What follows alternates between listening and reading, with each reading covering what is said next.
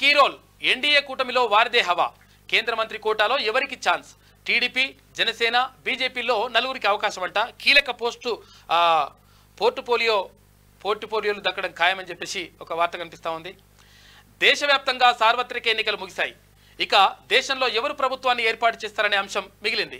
నిజానికి అటు ఎన్డీఏ కూటమికి ఇటు ఇండియా కూటమికి స్పష్టమైన మెజార్టీ రాలేదు. అయితే బీజేపీ కాంగ్రెస్ పార్టీలు సైతం కావలసిన మ్యాజిక్ ఫిగర్కు ఆమడ దూరంలోనే నిలిచాయి. దీంతో కేంద్రంలో సర్కార్ను ఏర్పాటు చేయాలంటే ప్రాంతీయ పార్టీలే కీలకంగా మారాయని చెప్పాలి.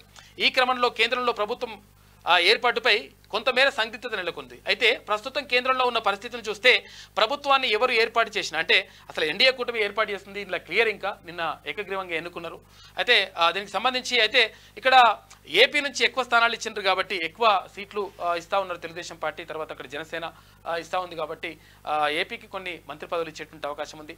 తర్వాత ఇక్కడ తెలంగాణలో కూడా ఇక్కడ మాజీ మంత్రి కిషన్ రెడ్డి ఉన్నాడు, తర్వాత రాష్ట్ర అధ్యక్షుడు, తర్వాత అక్కడ భారతీయ జనతా పార్టీ జాతీయ అధ్యక్షుడు బండి సంజయ్ ఉన్నారు, ఈటల రాజేంద్ర మాజీ మంత్రి ఈటల రాజేంద్ర రాష్ట్ర మంత్రి, ఆ తర్వాత అక్కడ నిజామాబాద్ ఎంపీ ధర్మపురి అరవింద్ ఉన్నారు, ఇక్కడ డీకే అరుణ ఆమె సీనియర్ నేతగా ఉన్నారు, తర్వాత ఇంకోటి ఏంటంటే జాతీయ ఉపాధ్యక్షురాలు కూడా ఆమె పనిచేస్తూ ఉంది.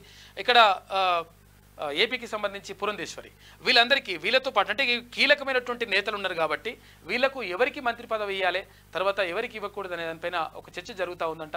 ఎన్డీఏకు సంబంధించి అంటే ఎన్డీఏ ప్రభుత్వం ఆటోమేటిక్గా కేంద్రంలో అధికారం చేపట్టనుంది. ప్రధానమంత్రిగా మూడోసారి ఇక్కడ నరేంద్ర మోడీ ప్రమాణ స్వీకారం చేయనున్నారు. ఈ నేపథ్యంలో క్యాబినెట్లో అంటే కేంద్ర మంత్రివర్గంలో ఎవరెవరికి చోటు లభిస్తుందనే దానిపైన ఇప్పుడు సర్వత్రా ఆసక్తి నెలకొని ఉంది. నిజంగా మరి ఎవరెవరికి లభిస్తుంది ఏం కథ అనే విషయం చూడాలి.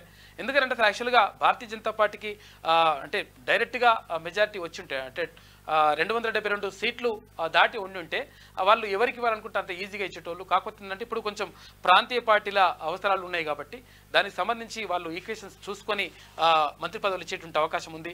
మన రాష్ట్రానికి కూడా 2 నుంచి 3 మంత్రి పదవులు వచ్చేటువంటి అవకాశం ఉందని చెప్పేసి సమాచారం.